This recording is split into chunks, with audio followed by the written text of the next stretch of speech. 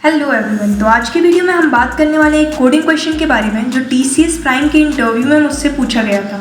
तो ये एक पैटर्न का क्वेश्चन है जो मुझे दिया गया था। तो सबसे पहले हमें ये समझना चाहिए कि किसी भी पैटर्न के क्वेश्चन को सॉल्व करने से पहले हमें ये आना चाहिए कि हम उसको अप्रोच कैसे करें, क्योंकि पैटर्न के क्वेश्चंस अलग अलग पैटर्न से होते हैं। लेकिन अगर हमें अप्रोच क्लियर होगी कि किसी भी पैटर्न के क्वेश्चन को कैसे अप्रोच करना है तो हम इजीली सॉल्व कर पाएंगे। अगर हमारे सामने अनसीन पैटर्न भी आ गया तो भी हम आराम से उसको सॉल्व कर पाएंगे कॉन्फिडेंटली।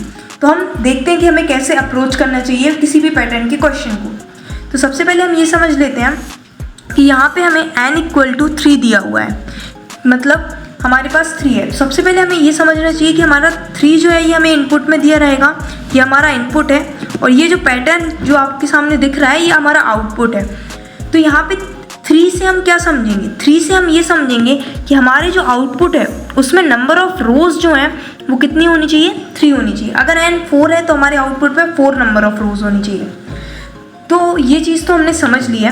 अब इसके बाद हम एनालाइज करने की कोशिश करेंगे पैटर्न को। तो अब जब हम यहाँ पे देखेंगे, हम ये यहाँ से इस ट्राइंगल से ये समझेंगे कि ये एक बेसिक पैटर्न का क्वेश्चन है। और यहाँ पे अगर हम देखें तो यहाँ पे 1, फिर 2, फिर 3, 4, 5 और 6। तो यहाँ से हम ये समझेंगे कि ये एक सिंपल पैटर्न है जो किसी भी काउंट वेरिएबल से हो सकता है। अगर हम काउंट को 1 रखेंगे उसके बाद इसको इंक्रीज़ होते जा रहा है, जैसे 1 से इंक्रीज़ हुआ 1 तो 2 हो गया, 3 हो गया, 1 हो। तो हमने ये चीज़ समझ ली। अब इसके बाद हम आते हैं इस पे, ये वाली चीज़ पे, ये वाले ट्राइंगल पे। तो अगर हम इस पे कुछ एनालाइज करने की कोशिश करें तो हम ये देखेंगे कि यहाँ पे हमारा जो वैल्यू है वो डिक्रीज़ हो रही है। जैसे यहाँ पे हमारी वैल्यू इंक्रीज़ हो रही थी वैसे ही यहाँ पे हमारी वैल्यू डिक्रीज़ हो रही है। 12 से 11 हो गई, फिर 10 हो गई, फिर 9, 8, 7। तो अब हमने ये भी चीज़ समझ ली। लेकिन यहाँ पे हमारा क्वेश्चन ये है कि हम ये 12 हमें मिलेगा कहाँ से, क्योंकि हमारे इनपुट में तो 3 दिया हुआ है। तो हमें ये एनालाइज करना पड़ेगा कि ये 12 आएगा कहाँ से। तो अब ये चीज़ को हम एक एग्जांपल से तो समझ नहीं सकते, तो हम लेते हैं n = 3 और n = 4 को देखते हैं और एनालाइज करने की कोशिश करते हैं। यहाँ पे n = 3 और n = 4 के पैटर्न मैंने बनाए हुए हैं। तो अब हम देखते हैं, जैसे कि यहाँ पे जब हमारा n = 3 था तो यहाँ पे हमारा 12 है, और जब n = 4 है तो यहाँ पे हमारा 20 है। तो अब अगर हम देखें कि जब हमारा n 3 है तो हमारा यहाँ पे 12 आ रहा है, और जब n = 4 है तो यहाँ पे हमारा आ रहा है 20। अगर हम इसको डिकोड करने की कोशिश करें तो हमें पता है 3 × 4 = 12 होता है, और हमें पता है 4 × 5 = 20 होता है। तो अब इससे हम कैसे निकाल सकते हैं? यहाँ पे अगर हम एनालाइज करने की कोशिश करें तो ये है हमारा n और ये है हमारा n+1। सिमिलरली यहाँ पे भी ये हमारा n है और ये है हमारा n+1। तो अब हमें इससे ये पता चल गया कि यहाँ के हमें सबसे कॉर्नर की वैल्यू n की किसी भी वैल्यू के लिए हम कॉर्नर की वैल्यू निकाल सकते हैं। कैसे? फॉर्मूला का यूज़ करके n × n+1, किसी भी n की वैल्यू के लिए। तो अब ये प्रॉब्लम भी हमारी सॉल्व हो गई। अब हमने ये चीज़ को डिकोड कर लिया, इस ट्राइंगल को, ये ट्राइंगल को। अब यहाँ पे तीसरी चीज़ जो हमारी आती है समझने वाली, वो आती है कि बीच के स्पेसेस। तो हम स्पेसेस को पहले ड्रॉ कर लेते हैं जो हमें ईजिली समझ पाएंगे, जिसकी वजह से हमें स्पेसेस। तो यहाँ पे हम देख सकते हैं कि 4 स्पेसेस आएंगे ऊपर और यहाँ पे 2। अगर हम देखें तो यहाँ से एक सिमेट्रिकल शेप बन रहा है कि यहाँ पे भी एक ट्राइंगल है ये, और यहाँ पे भी ये है, जिसमें स्पेसेस हैं, एकदम सिमेट्री है, बस हमारी डिजिट्स जो हैं वो चेंज है। तो अब अगर हम एनालाइज करने की कोशिश करें तो हमारे पास सबसे पहले तो यहाँ पे 3 रो हैं। तो हमारा एक फॉर लूप तो चलेगा रोज़ के लिए, जितनी नंबर ऑफ रोज़ रहेंगी तो वो चलेगा हमारा 1 से लेके n, जो भी हमारा नंबर ऑफ रोज़ गिवन है उधर तक। अब इसके अंदर हमें क्या करना है? 3 पार्ट है हमारे पास। एक पार्ट है ये हमारा फर्स्ट ट्राइंगल, एक पार्ट है हमारे लिए ये हमारे स्पेसेस को प्रिंट करना, और एक पार्ट है हमारे लिए ये वाले ट्राइंगल को प्रिंट करना। तो हमें बेसिकली इससे हमें ये समझ में आ रहा है कि हमें इसके अंदर नेस्टेड 3 फॉर लूप हमें और लगेंगे। तो सबसे पहला फॉर लूप हमारा प्रिंट करेगा ये पैटर्न। तो यहाँ पे हमारा फॉर लूप जो है, अब इसको हम कैसे एनालाइज करें? सो अब हमें ये देखना है कि हमारा सेकंड ये जो फॉर लूप है ये कैसे, कहाँ से कहाँ तक चलेगा। तो ये वाला फॉर लूप है, इसको हम देखते हैं। ये हमारा मान लो यहाँ पे हम i वेरिएबल से इनिशियलाइज कर दिया ये वाले फॉर लूप को। यहाँ पे हमारा जो j है वो कहाँ से कहाँ चलेगा? फॉर 1 से लेके ये चलेगा हमारा, अगर हमारा फर्स्ट है, मतलब अगर हम फर्स्ट रो में हैं, मतलब अगर हमारी रो 1 है तो ये हमारा एक बार चलना चाहिए, मतलब 1 से 1 एक बार, मतलब ये हमारा कहाँ तक चलेगा? Till i। मतलब अगर हम सेकेंड रो पे बात कर रहे हैं, सेकेंड रो पे, तो ये फॉर लूप हमारा 2 बार चलना चाहिए, ठीक है। अगर हम थर्ड रो पे हैं, मतलब आई की वैल्यू अगर 3 है तो ये फॉर लूप हमारा 3 टाइम्स चलना चाहिए। तो ये हो गया। अब ये प्रिंट क्या करेगा, ये हमारा प्रिंट करेगा, एक हम काउंट ले रहे हैं स्टार्ट, इसको प्रिंट करेगा और इसकी वैल्यू को क्या करेगा, इंक्रीमेंट करेगा एक बार चलने के बाद। मतलब माई काउंट स्टार्ट की हम मान लो इनिशियलाइज कर दे रहे हैं काउंट स्टार्ट की वैल्यू को 1 से, तो ये सबसे पहले ये लूप क्या चलेगा, 1 से स्टार्ट होगा, फिर इंक्रीमेंट हो जाएगी। सिमिलरली इसको हम ट्राई रन करके देखेंगे। अब इसके बाद ये जो हमारा फॉर लूप है ये हमारे इस ट्राइंगल को प्रिंट कर देगा बहुत अच्छे से।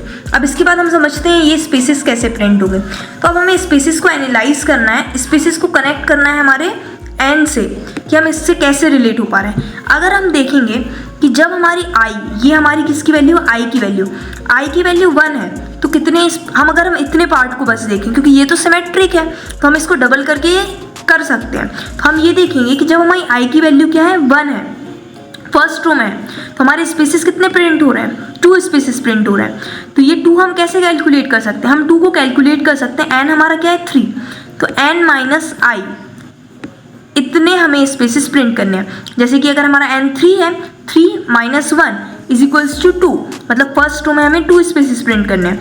जब हमारे सेकेंड रो आ जाएगी तो 3 माइनस 2 इज इक्वल्स टू 1, तो हमें 1 स्पेस प्रिंट करना है। जब हमारी थर्ड रो आ जाएगी तो 3 माइनस 3 इज इक्वल्स टू 0, तो हमें 0 स्पेस प्रिंट करना है, ठीक है। तो अब हमने ये तो निकाल लिया। अब इधर हमें क्या चाहिए, सेम डबल स्पेस चाहिए।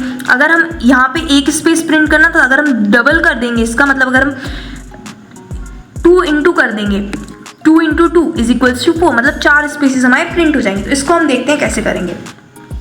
तो इसका हमारा फॉर लूप चलेगा k इज इक्वल्स टू 1 से लेके कितने टाइम्स चलना है, इसको n माइनस आई टाइम्स चलना है, और इस चीज़ को हमें डबल करना है। तो मतलब हमें 1 स्पेस की जगह 2 स्पेस प्रिंट कराने हैं। लेट्स सी 2 स्पेसेस, ये 2 स्पेसेस हैं, ये अंडरस्कोर नहीं है, समझने के लिए है कि हम 2 स्पेसेस प्रिंट करा रहे हैं।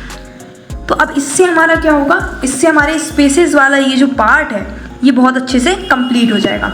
अब इसके बाद अगर हम समझें तो हमें थर्ड लूप चलाना है, किसके लिए, इस पैटर्न को करने के लिए। तो इसके लिए अब हमें ये पता है कि हम इस वैल्यू को कैसे निकाल सकते हैं। इस वैल्यू को हम ले लेते हैं काउंट एंड में n इंटू n प्लस 1, तो इससे हमारी काउंट एंड की वैल्यू हो जाएगी। तो काउंट एंड हमें क्या प्रिंट कराना है, मतलब ये लूप और हमें चलाना कितना है, ये लूप भी हमें सिमिलरली फर्स्ट लूप की तरह चलाना है। क्यों, क्योंकि जब हमारी 1 रो है तो हमें 1 चीज़ चाहिए, जब हमारा सेकंड रो नंबर है तो हमें 2 चीज़ चाहिए, थर्ड रो नंबर है तो हमें 3 चाहिए। तो सिमिलरली हम इसको चला लेंगे, लेट से l इज इक्वल्स टू 1 से लेके i तक, जो भी हमारा रो नंबर है उतने टाइम्स। और इसमें हमें प्रिंट क्या करवाना है, इसमें हमें प्रिंट करवाना है लेट से हमारा काउंट एंड को प्रिंट करवाना है। ये एक सूडो कोड है, तो इसको आप किसी भी कोडिंग लैंग्वेज में कन्वर्ट कर सकते हैं। लास्ट में हम VS कोड पे रन करके देखेंगे इसको C++ लैंग्वेज में। अब इसके बाद हमने काउंट एंड देख लिया। अब हमें यहाँ पे ये ध्यान रखना है काउंट एंड की वैल्यू हमें इंक्रीज नहीं करनी है, डिक्रीज करनी है। तो अब हम इसको डिक्रीज कर देंगे। अब काउंट एंड की वैल्यू डिक्रीज करने के बाद ये लूप हमारा कंप्लीट हो जाता है। अब समझने वाली बात ये है कि जब हमारे ये 3 लूप्स चल जाएंगे तो इससे क्या होगा, हमारी एक रो, मतलब हमारी ये जो एक रो है, इसको और क्लियरली हम इससे समझ लेते हैं कि हमारी ये फर्स्ट रो है, मान लीजिए ये प्रिंट हो जाएगी। तो अब एक रो प्रिंट होने के बाद चाहिए हमें न्यू लाइन। तो अब हम यहाँ पे क्या कर देंगे, एक न्यू लाइन के लिए यहाँ पे हम कर देंगे, जैसे कि C++ में हम क्या करते हैं, एंड एल करते हैं, तो सी आउट कर देंगे हम यहाँ पे एंड एल, ठीक है। तो अब इससे हमारा क्या हो जाएगा, न्यू लाइन क्रिएट हो जाएगी और यहाँ पे हमारा ये जो कोड है ये पूरा कंप्लीट हो जाएगा। अब यहाँ से हम कोड करना स्टार्ट करते हैं। तो सबसे पहले हम इनपुट ले लेते हैं n इज इक्वल्स टू 3। उसके बाद हम एक फंक्शन बना लेते हैं जिसमें हम पैटर्न को प्रिंट कराएंगे, जिसमें हम n को पास कर देते हैं। अब यहाँ पे हम वो फंक्शन क्रिएट कर लेते हैं void पैटर्न, जिसमें हम पैरामीटर पास कर देते हैं। यहाँ पे हमने रिटर्न टाइप void इसलिए लिया है क्योंकि हमें कुछ रिटर्न करना नहीं है। अब जैसा कि हमने समझा था, हमारे पास 2 वेरिएबल की हमें ज़रूरत पड़ेगी, एक काउंट स्टार्ट जो हमारा फर्स्ट ट्राइंगल को प्रिंट करने में हेल्प करेगा और एक काउंट एंड जो हमारे सेकंड ट्राइंगल को प्रिंट करने में हेल्प करेगा। अब काउंट एंड की वैल्यू हमने देखी थी कि हम इवेल्यूएट कर सकते हैं उसको n × n+1 से। अब इसके बाद हमारा फर्स्ट फॉर लूप जो चलेगा वो int i is equals to 1 से लेके n तक चलेगा, जो हमें नंबर ऑफ़ रोज़ बताएगा। उसके बाद हम फर्स्ट ट्राइंगल को प्रिंट करने के लिए एक लूप चलाएंगे जो हमारा 1 से लेके i तक चलेगा, जैसा कि हमने समझा हुआ था। उसके बाद ये जो है ये हमारा प्रिंट करेगा काउंट स्टार्ट को, और इसके बाद काउंट स्टार्ट को हम कर देंगे ++। इससे हमारा फर्स्ट ट्राइंगल बहुत अच्छे से प्रिंट हो जाएगा। उसके बाद आते हैं हम हमारे सेकंड जो थी वो था हमारे स्पेसेस को प्रिंट करना। स्पेसेस को भी हमने अच्छे से समझा था कि हम कैसे उसको प्रिंट करेंगे, तो यहाँ पे हम उसी चीज़ को कोड में कन्वर्ट करते हैं। और हमें पता है यहाँ पे हमें डबल प्रिंट कराना है उसका, तो हम 2 स्पेसेस ले लेंगे। अब ये फॉर लूप हमारा स्पेस को प्रिंट कर देगा। अब इसके बाद हम आते हैं सेकंड ट्राइंगल पे, जो कि हमारा 1 से लेके चलेगा i तक। फिर इसके बाद हम इसको इंक्रीमेंट कर देंगे। अब यहाँ पे हमने देखा था कि हमें प्रिंट करवाना है काउंट एंड को, और इसी के साथ ये भी याद रखना है कि हमें काउंट एंड की वैल्यू डिक्रीज़ करनी है, ना कि इंक्रीज़ करनी है। तो यहाँ पे हम उसकी वैल्यू को डिक्रीज़ कर देंगे। उसके बाद जैसे ही हमारी ये रो ख़त्म होगी, एक रो ख़त्म होने के बाद हमें क्या चाहिए है, न्यू लाइन चाहिए, तो हम यहाँ पे एंड एल लिख देंगे। तो अब इसी के साथ ये हमारा पैटर्न का कोड कंप्लीट हो चुका है। अब हम इसको रन करके देखते हैं कि ये अच्छे से वर्क कर रहा है कि नहीं। सो ये हमारा बिल्कुल परफेक्टली फाइन वर्क कर रहा है, पैटर्न को दे रहा है। इस हम एन की वैल्यू चेंज करके भी देख सकते हैं। 3 की जगह हम 4 लेके चेक कर सकते हैं कि वेदर ये 20 तक प्रिंट कर रहा है कि नहीं। Yes, it's absolutely running fine. तो हमारा कोड ये रहा। आप इसको इजीली कन्वर्ट कर सकते हैं किसी और प्रोग्रामिंग लैंग्वेज के। अगर आपने अप्रोच समझ लिया है तो आप खुद से किसी भी प्रोग्रामिंग लैंग्वेज में कोड कर सकते हैं। That's all. अगर वीडियो अच्छा लगा हो और एक्सप्लेनेशन समझ आया हो, please like, comment and subscribe.